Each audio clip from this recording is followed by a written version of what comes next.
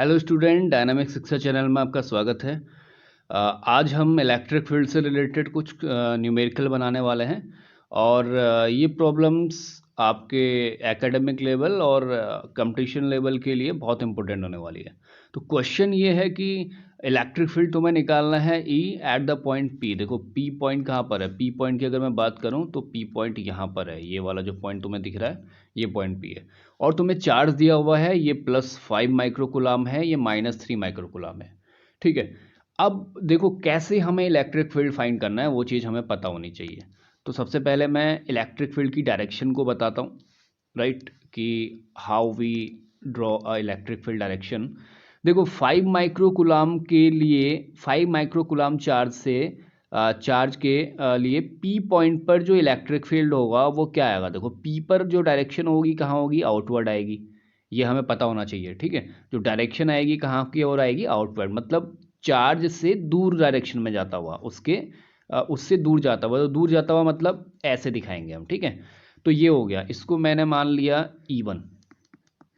ठीक है, अभी यहाँ पर ये जो पॉइंट है, ये क्वेश्चन थोड़ा सा टिपिकल हो सकता है अगर आपने इस तरह के क्वेश्चन नहीं किए। ये थीटा एंगल यहाँ पर बना रहा है, राइट, ये एंगल बना रहा है यहाँ पे थीटा, मतलब ये पी पॉइंट जो इस लाइन है चार्ज को मिलाने वाली, उससे थीटा एंगल यहाँ पे बना रहा है। तो ऑफकोर्स ये 90 होगा, ये 90 माइनस थीटा होगा। ठीक है, ये 90 माइनस थीटा हमें मिलने वाला है। अब हम बात करेंगे इलेक्ट्रिक फील्ड -3 के लिए पी पॉइंट पर कितना होगा। तो अब देखो पी पर अगर माइनस के लिए बोले तो माइनस की ओर, ठीक है, उसी चार्ज की ओर जाता हुआ, मतलब उसी चार्ज की ओर होना चाहिए। तो डायरेक्शन कहाँ की ओर, नेगेटिव की ओर होगी। तो ये हमने डिनोट कर दिया किससे, इसको हमने डिनोट कर दिया E2 से, राइट। अब जो रिजल्टेंट आएगा वो रिजल्टेंट कहाँ को आएगा, देखो रिजल्टेंट जो इनका आने वाला है वो रिजल्टेंट कहाँ को आएगा, इनका जो वेक्टर, जो रिजल्टेंट वेक्टर होगा वही क्या करेगा, इसको शो करेगा। तो अब वही चीज़ हमें निकालनी है। मान लेते हैं कि ये क्या है, ई है। ठीक है, तो अब पहले तो हमें E1 और E2 फाइंड करना है कि E1 और E2 आखिर है कितना। देखो E1 अगर हमें निकालना होगा तो हमारे पास फॉर्मूला होता है 1/4πε0 Q/r², राइट। यहाँ पर मैंने डिस्टेंस लिखी नहीं है, ये 10 सेंटीमीटर है और ये 8 सेंटीमीटर है। ठीक है, और ये 6 सेंटीमीटर है। तो ये ट्राइंगल बनेगा, तो आपको वैसे ही पता चल जाना चाहिए। ठीक है, तो ये ऐसे कुछ हमें दिख रहा है। तो अब हम वैल्यू रखते हैं 9 × 10⁻⁹ और इधर वैल्यू चार्ज की है 5 माइक्रोकुलाम है, तो 10⁻⁻6 होगा, डिवाइड बाय 0.10, क्योंकि जो लेंथ है ये 10 सेंटीमीटर, इसको मीटर में चेंज कर दिया। इसको आप अगर कैलकुलेट करेंगे तो ये कैलकुलेट करके आपका आ जाएगा, आप कैलकुलेट कर लेना, 4.5 × 10⁻6 न्यूटन पर कुलाम ये आएगा। तो ये तो E1 हमने निकाल लिया। देखो कैलकुलेट करना तो आसान है, अगर कैलकुलेशन नहीं आता है तो उसके लिए भी सेपरेट वीडियो मैं बना दूंगा। बट वैसे कैलकुलेशन आपको 10th के अंदर ही बहुत सारी चीज़ें, बहुत 11th के अंदर आपने सीखा होगा, तो ये तो फिर 12th का टॉपिक है। अभी हम बात करते हैं E2 की। तो E2 कैसे निकलेगा, देखो हमें निकालना है E2 की डायरेक्शन ये है और ये डिस्टेंस है 6, यहाँ पे 6 सेंटीमीटर, और चार्ज है 3। तो हम बोलेंगे 9 × 10⁻9, राइट, इंटू 3.6 × 10⁻⁻6, क्योंकि माइक्रोकुलाम में था, और डिस्टेंस 0.06 का होल स्क्वायर। इसको जब सॉल्व करोगे तो ये आ जाएगा 9 × 10⁻6 न्यूटन पर कुलाम। ठीक है, अब हमें बात करनी है, ये तो आसान है, इतना तो सभी कोई निकाल सकता है कि E1 कैसे आएगा, E2 कैसे आएगा, लेकिन ये जो रिजल्टेंट है ये E कैसे आएगा बात। ठीक है, तो हम क्या करेंगे, इस रिजल्टेंट को इसके एक्स कंपोनेंट और वाई कंपोनेंट में क्या करेंगे, डिवाइड करेंगे, राइट। देखो ये 90 माइनस थीटा है, ये 90 है, ये हो जाएगा थीटा। अब मैं अगर इसका इसका एक्स कंपोनेंट निकालता हूँ, राइट, किसका, अब मैं बात करता हूँ कि अगर मैं ई का जो एक्स कंपोनेंट है, एक्स और वाई डायरेक्शन में अगर मैं इसको निकालने को सोचता हूँ, अब जरूरी नहीं है कि यही डायरेक्शन में ये आए। ठीक है, तो अब ई का जो एक्स डायरेक्शन में आएगा, हम वो बोलेंगे कि ई एक्स इक्वल टू क्या होगा, E1 का एक्स, मतलब इलेक्ट्रिक फील्ड 1 का एक्स डायरेक्शन में, और इलेक्ट्रिक फील्ड 2 का एक्स डायरेक्शन में। ठीक है, तो ये हम देखेंगे। अब देखो इलेक्ट्रिक फील्ड ई का वन डायरेक्शन में कितना आने वाला है। देखो E1 का अगर हम इसको रिजोल्यूशन करते हैं तो इस डायरेक्शन में क्या देता है, ये एक्स डायरेक्शन, मतलब ये E को हम यहाँ पर सेपरेट कर सकते हैं। अगर ये E1 है और ये E मतलब यहाँ E1 है और ये थीटा डिग्री बना रहा है, तो इसको हम रिजोल्व करते हैं तो ये वाली डायरेक्शन क्या करेगा, E1 कॉस थीटा की, और ये क्या करेगा, E1 साइन थीटा की। तो अब देखो यहाँ पे, अब हम E1 की बात करते हैं तो E1 का कॉस थीटा कितना आ जाएगा, हम इसको लिख सकते हैं E1 cos theta means E1 की वैल्यू यहाँ पे रखी हुई है। चलो पहले इसको लिख लेते हैं, E1 कॉस थीटा, और फिर E2 एक्स के लिए देखते हैं। देखो E2 का एक्स डायरेक्शन में कंपोनेंट कहाँ आएगा, देखो एक्स डायरेक्शन में सोचो, ये थीटा एंगल अगर बना रहा है तो एक्स डायरेक्शन में तो इसका कंपोनेंट कितना आने वाला है, जीरो आने वाला है, क्योंकि एक्स डायरेक्शन में तो इसका कंपोनेंट निकलेगा ही नहीं, राइट, बिकॉज ये 90 डिग्री बना रहा है। अगर तुम इसको देखते हो E2 का एक्स डायरेक्शन में तो ये बनेगा E2 cos 90, ठीक है, कितना बनेगा, E2 cos 90, राइट, और cos 90 की वैल्यू कितनी होती है, जीरो होती है, तो E2 तो ये पूरा क्या हो गया, जीरो हो गया ये वाला कंपोनेंट। समझ में आ रहा है नहीं आ रहा, देखो E1 का हमने कंपोनेंट निकाला एक्स डायरेक्शन में तो हमें ये मिलेगा, E2 का निकालेंगे तो यहाँ एंगल कितना बना रहा है, थीटा, तो E2 के लिए रिजोल्यूशन कितना आएगा, ये वाला आएगा, मतलब ये वाला एक्स को शो करेगा, तो ये हो जाएगा कितना, E2 cos 90, और वो हो जाएगा जीरो। तो हमारे पास क्या बचेगा, E1 की वैल्यू हमारे पास है 4.5 इंटू 10⁻6, तो 4.5 इंटू 10⁻6 कॉस थीटा अभी हम वैल्यू निकाल सकते हैं, ठीक है। अब देखो कॉस थीटा की वैल्यू अगर हमें निकालनी हो तो यहाँ से पता चल जाएगा। देखो कॉस थीटा कितना आने वाला है, ये थीटा है तो कॉस आ जाएगा 8/10, ठीक है, तो हम इसको यहाँ पर रख भी सकते हैं 4.5 इंटू 10⁻6 इंटू 8/10, तो ये कैंसिल करके अगर तुम निकालोगे 8 5 या 40 और 32 36, सो 3.6 इंटू 10⁻6 न्यूटन पर कूलाम, ये आ गया EX, ठीक है। क्योंकि हमें रिजल्टेंट चाहिए तो हमें E1 के भी कंपोनेंट निकालने पड़ेंगे एक्स डायरेक्शन में, और E2 के भी निकालने पड़ेंगे, सेम दैट Y भी निकालना पड़ेगा, तभी हमारा रिजल्टेंट E निकलेगा। E2 की बात करते हैं, मतलब अगर हम EY की बात करते हैं तो कितना आएगा, EY आएगा E1Y प्लस E2Y, ठीक है।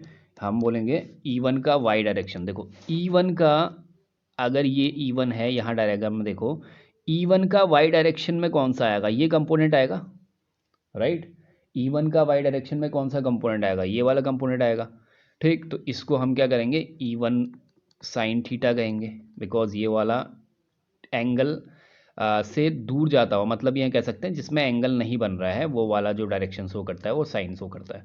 तो ये आ जाएगा क्या, इसको हम लिखेंगे E1 साइन थीटा, ठीक है, और साथ में आ जाएगा E2Y। तो देखो E2Y की अगर हम डायरेक्शन देखें यहाँ पे तो E2Y का Y डायरेक्शन में तो ये तो डायरेक्ट Y डायरेक्शन को शो कर रहा है, ठीक है, तो ये तो जो वैल्यू E2 शो कर रहा है वही Y एक्सिस की वैल्यू होगी, तो यहाँ पर E2Y कितना आ जाएगा, E2Y वही वैल्यू आ जाएगी जिसे हम E2 कहेंगे, ठीक है। तो अब E1 की डायरेक्शन देखो, E1 की डायरेक्शन हमें इसके क्या करनी है, इस डायरेक्शन में लाना है, तो हम इसके साइन को भी यहाँ पर रिप्रेजेंट करेंगे, जैसे EX जो E1 था हमारा 4.5 इंटू 10⁻6 था, ठीक है, लेकिन ये डायरेक्शन क्या है, इसकी जस्ट निगेटिव डायरेक्शन है, मतलब अगर हम देखें तो ये डाउनवर्ड डायरेक्शन में आ रहा है, ठीक, Y की जो डायरेक्शन है अपवर्ड, उसके जस्ट निगेटिव डायरेक्शन में आ रहा है। तो निगेटिव डायरेक्शन में जो हम लेते हैं तो उसका निगेटिव साइन लेंगे, तो -4.5 इंटू 10⁻6 साइन थीटा, और ये तो E2 हमें पता ही था 9 इंटू 10⁻6 है।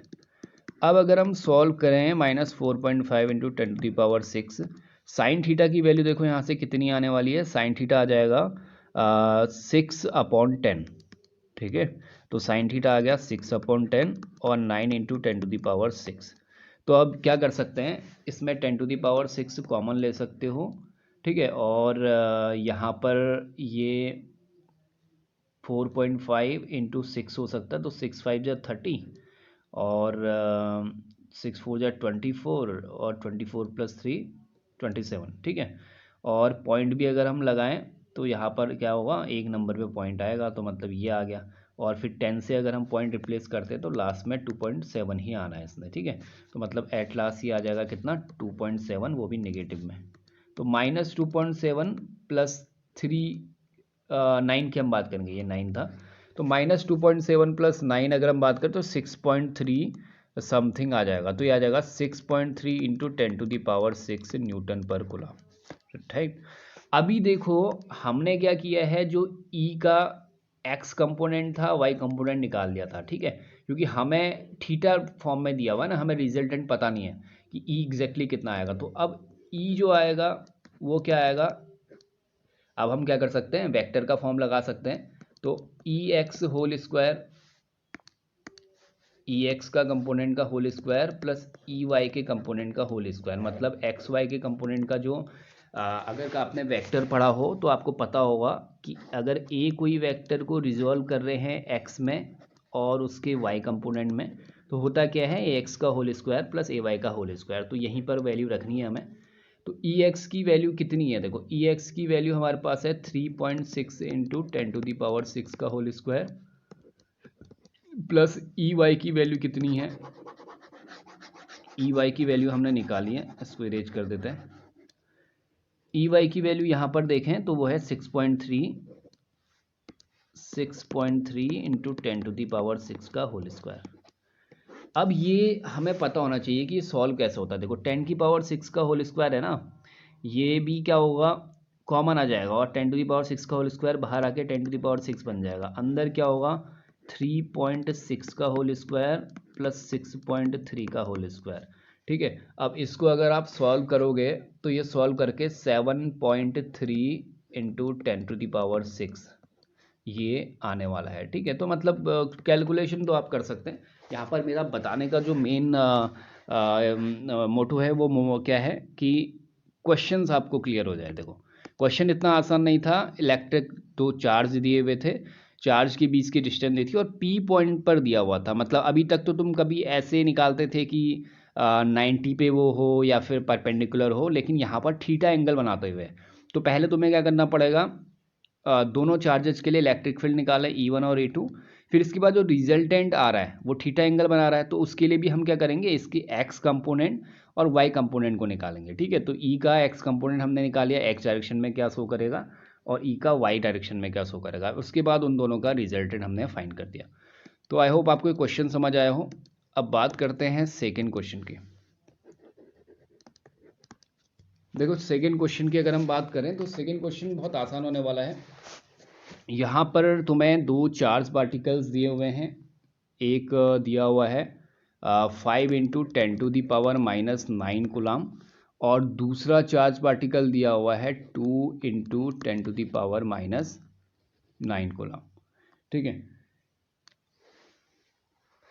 ओके सॉरी 19 कूलम है, ये भी 19 है, ये भी 19 है। तो ये इस तरीके से यहाँ पर दिया हुआ है -19 कूलम और -19 कूलम। बीच की इसमें जो डिस्टेंस है उसको अगर हम डिनोट भी करना चाहें तो हम कर सकते हैं। तो हम बोलते हैं यहाँ से यहाँ तक ये 2 पॉइंट चार्ज है और इसके बीच की डिस्टेंस को 2 मीटर की बीच की डिस्टेंस है। कितनी मीटर डिस्टेंस है, 2 मीटर डिस्टेंस है, ठीक है। तो हम इसमें रख लेते हैं 2 मीटर डिस्टेंस। अब वो बोल रहा है कि बताओ इलेक्ट्रिक फील्ड कहाँ पर जीरो होगा, मीन्स हमें फाइंड करना है find the point at which electric field should be zero,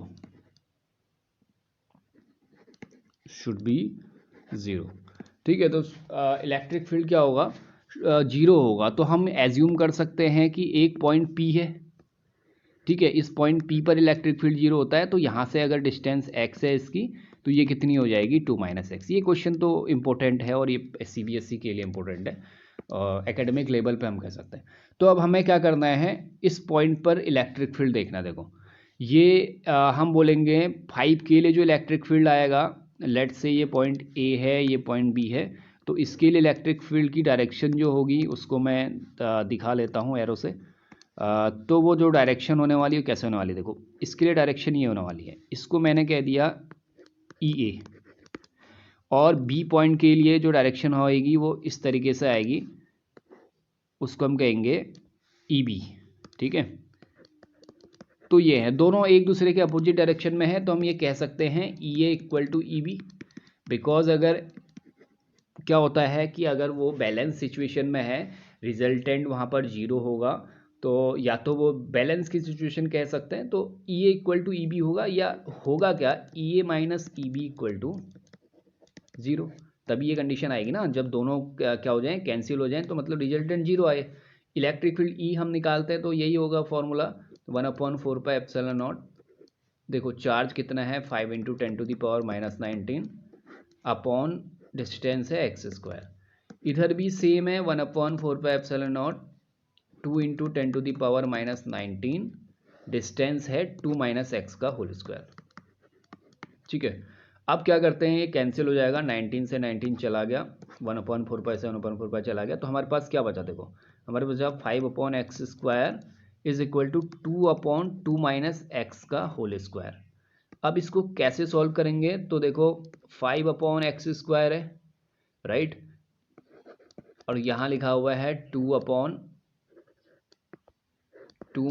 - x whole square. Okay, इधर 20 था चार्ज, सॉरी यहाँ पर 20 दिया हुआ था, तो 20 ही कर लेते हैं।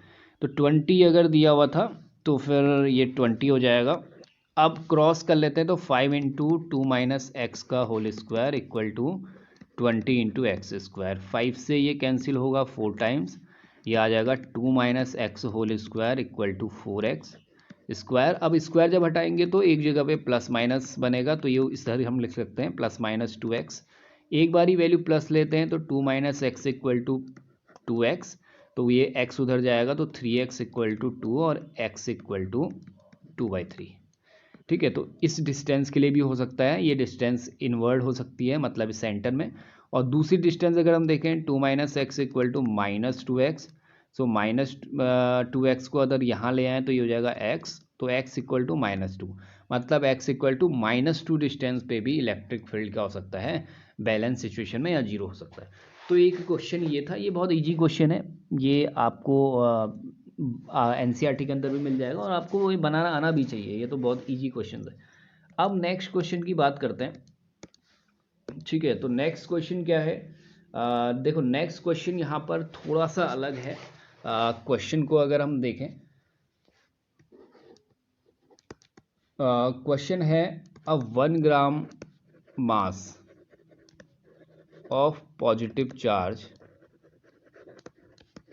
is suspended, right, it's suspended with 40 centimeter long of 40 centimeter long, you can say it is a 40 centimeter long thread or rope with a wall, right, with a wall, and has electric field is 4 × 10⁻⁴ Newton per Coulomb, right, and it is in a balance situation. At a condition that at a balance situation,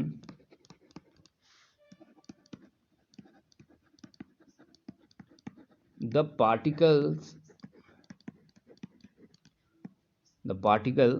is 24 centimeter distance from it. So find the charge on particle, right। देखो question को समझते हैं, यहाँ पे 1 ग्राम मास का एक positive charge है जो सस्पेंड है 40 सेंटीमीटर रोप से, वॉल से ऐसे सस्पेंड है, और कुछ ऐसी बैलेंसिंग सिचुएशन में है कि वो जो डिस्टेंस है उसकी वॉल से वो 24 सेंटीमीटर है, ठीक है। तो हमें वो इलेक्ट्रिक चार्ज फाइंड करना है। अब देखो पहले अगर इसका डायग्राम हम बनाएं तो डायग्राम कैसा बन सकता है, देखो ये अगर वॉल, ये अगर ऐसे